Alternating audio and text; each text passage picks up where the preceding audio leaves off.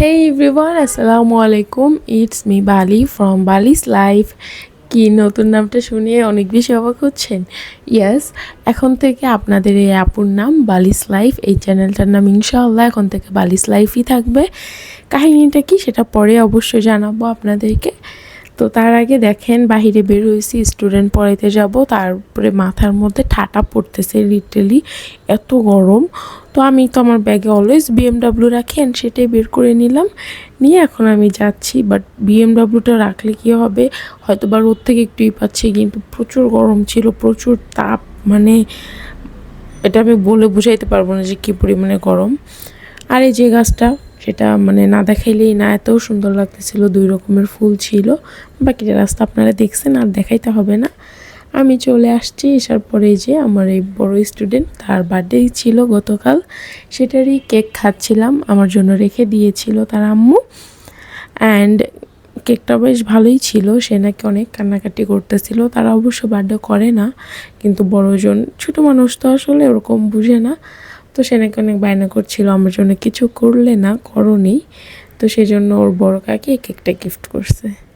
And cake খাওয়া শেষ করে আমি এই যে ওদের রেজাল্ট দিছে সেটা আমি দেখতেছিলাম। অ্যান্ড মাশাল্লাহ দুইজন অনেক ভালো করছে। প্রথমজন একদম 5 পয়েন্ট পেয়েছে অ্যান্ড দ্বিতীয়জন পেয়েছে 4.39। বাট তারপরও ওদেরকে আমি পড়ানোর জন্য মাত্র 1 মাস টাইম পেয়েছি। অ্যান্ড আলহামদুলিল্লাহ, ইনশাআল্লাহ নেক্সট টাইম ভালো হবে। দেন একটু চা খেয়ে নিলাম, আবার পড়াচ্ছি। এর মাঝখানে ওর আম্মু ওদের গাছের কিছু বেলি ফুল আমাকে এনে দেয়, অনেক বেশি স্মেল, অনেক সুন্দর ছিল, যেটা নিয়ে আমি আবার একটু ঢং করা শুরু করে দিই, যেটা আর কি আমাদের মেয়েদের কাজ, অনেক পছন্দের। সরি, আমার একটু ঠান্ডা লাগছে, সো গলাটা এরকম লাগতেই পারে। যতই ঠান্ডা লাগুক, গরমে এসে 1 বোতল পানি তো খাবো। আর এই যে এখানে আমি অনেকগুলো ছোলা কিনে নিয়ে আসছি, অনেকগুলো বলতে প্রায় ½ কেজি, কারণ আমার খরগোশদের জন্য। আম্মু বললো খরগোশ নাকি ছোলা অনেক ভালো খায়, তারপরে নিয়ে আসলাম, দেখি কতটুকু কী খায়। ডিব্বায় ঢালতে গিয়ে আমি একটা এত বড় অকাজ করে ফেলছি, এটা আবার উঠাইতে আমার 12টা বেজে গেছে। এই যে দেখেন, সব ছোলা ডিব্বায় না ঢেলে আমি সাইডে ঢেলে দিছি। এখন এগুলোকে আবার ঠিকঠাক করে নিলাম, সুন্দর করে নিয়েছি।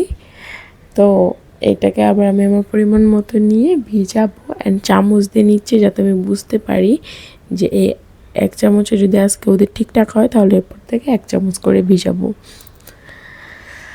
তো আমার ভিডিওটা আজকে এই পর্যন্তই। ভিডিওটা কেমন লাগলো সেটা অবশ্যই কমেন্ট করে জানাবেন। অ্যান্ড খরগোশ কি আদৌ ছোলা খায় কিনা এটাও যদি আপনারা কেউ জানেন সেটাও জানাতে পারেন। একটা কমেন্ট, একটা লাইক, এটার প্রত্যাশা করব আমি। ভিডিওটা অবশ্যই শেয়ার করবেন, লাইক কমেন্ট শেয়ার করতে ভুলবেন না। আর বালি নামটা কেমন লাগলো আপনাদের কাছে এটা কিন্তু অবশ্যই জানাবেন। আর এই বালির পিছনে না অনেক সুন্দর একটা ইমোশনাল টাইপের একটা কাহিনী আছে, সেটা আমি আপনাদেরকে অন্য কোনো একটা সময় শেয়ার করব। ততক্ষণের জন্য সবাই ভালো থাকবেন, টাটা, বাই।